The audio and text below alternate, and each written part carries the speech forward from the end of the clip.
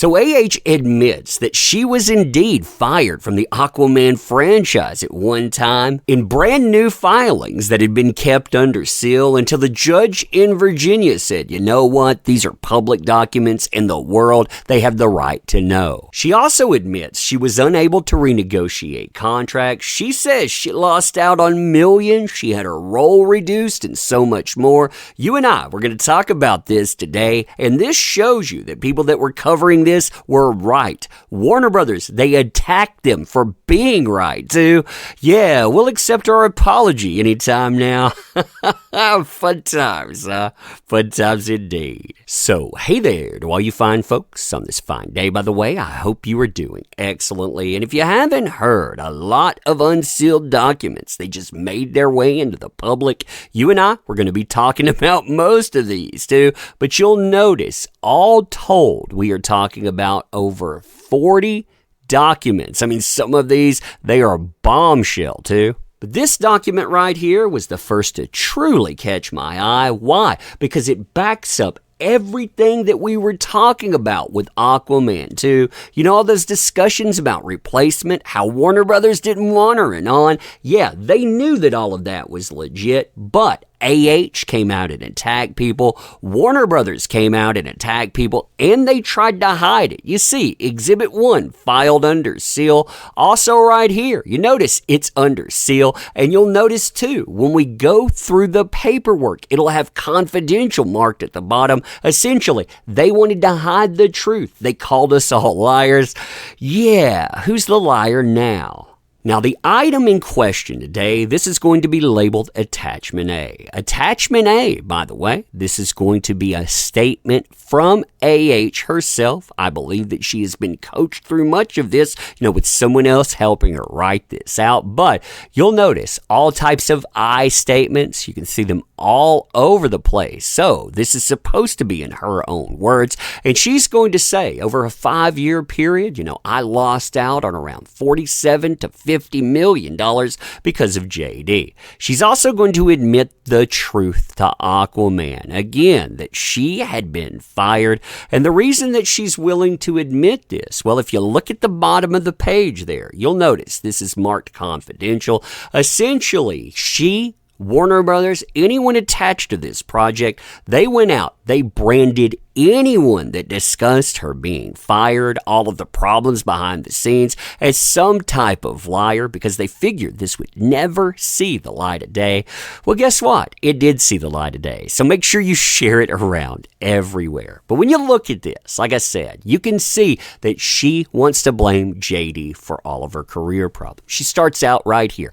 Each time JD released a media statement branding me a liar, that served as a trauma trigger, activating memories of the horror and truth of the abusive relationship. Like I said, I believe that somebody either wrote this for her or they coached her, because listen to how this comes together. Johnny's comments were so extrinsically connected to the original trauma that they resulted in addictive, psychological, and traumatic effects. His statements also activated the PTSD, a dimension of hyperarousal and hypervigilance, as I experienced greater concern for my personal safety, resulting in anxiety and acute awareness of my surroundings and continual scanning for danger. That sounds like something that, as a professional, you might put in your notes, but that doesn't sound like words coming from a client. It sounds like something you would glean from one of those experts that, I don't know, coached you in PTSD. Continuing, JD's defamatory statements also caused me reputational damage and economic losses that over a 5-year period range from $47 million to $50 million. I have been a working actress in film and television for over 15 years with over 50 productions to my credit, including movies such as The Danish Girl, Justice League, and Aquaman. I'd love, by the way, to understand how she came up with $50 million from this stuff, when the highest paying movie that she's ever had, that was the newest Aquaman, $2 million on that. But hey, she lost $50 million over 5 years.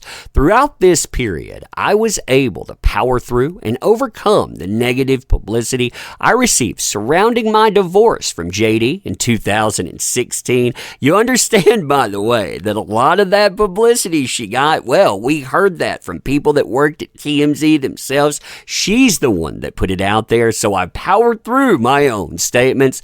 During this time, I had press opportunities that created tremendous awareness and momentum throughout the world, and I traveled around the world for press events and was on the cover of a variety of global magazines. So she admits, through 2016 to 2020, she's saying that she actually benefited from the accusations that she threw out. Continuing, but my career gains were severely damaged beginning in April 2020 and continuing through the present. Outside of the Aquaman franchise, I obtained only one role since the release of Aquaman 2018, and it was obtained prior to the defamatory statements. Also, as a result of JD's defamatory statements, I think this is some big stuff here. Again, this is why they marked this confidential. On February 22nd, 2021, I was quote-unquote released from my Aquaman 2 contract. Essentially, she was fired. She's telling us point blank right there. They fired me. They don't come out and say the word fired. They release you or they don't re-sign you, but they released her from her contract. I was ultimately, quote unquote, rehired on the movie. But, so you see the conditions that come up, I was unable to renegotiate my deal to include a salary increase and bonuses because of the effort was focused necessarily on keeping me on the film. Pay increases of as much as 50% to 100% are customary in the industry when a film is as successful as Aquaman 2, and I lost $2 million to $4 million on this one film alone. So she's saying, even though I got a pay bump on the movie, she was bumped up to $2 million. Really, I should have got a pay bump that went higher and higher. So again, all of that's JD's fault, which Warner Brothers, again, they disagreed with. In addition, but for JD's statements, my role in Aquaman 2 would have been far more prominent. Now, she's telling here, I would have had so much more to do in that. As written in the original script, which I read early on, my role in the sequel was quite extensive. My first Aquaman, the sequel, I was able to portray me as the co-lead with Jason Momoa, including a strong romantic arc, as well as extensive action sequence in Act 3. Now, she goes on to tell you this was rewritten. Basically, they were writing her out at first, but when they rehired her basically, as something that's decorative. She's admitting herself that she was not expected to be anything in this movie. So again, when people have been talking about her being fired,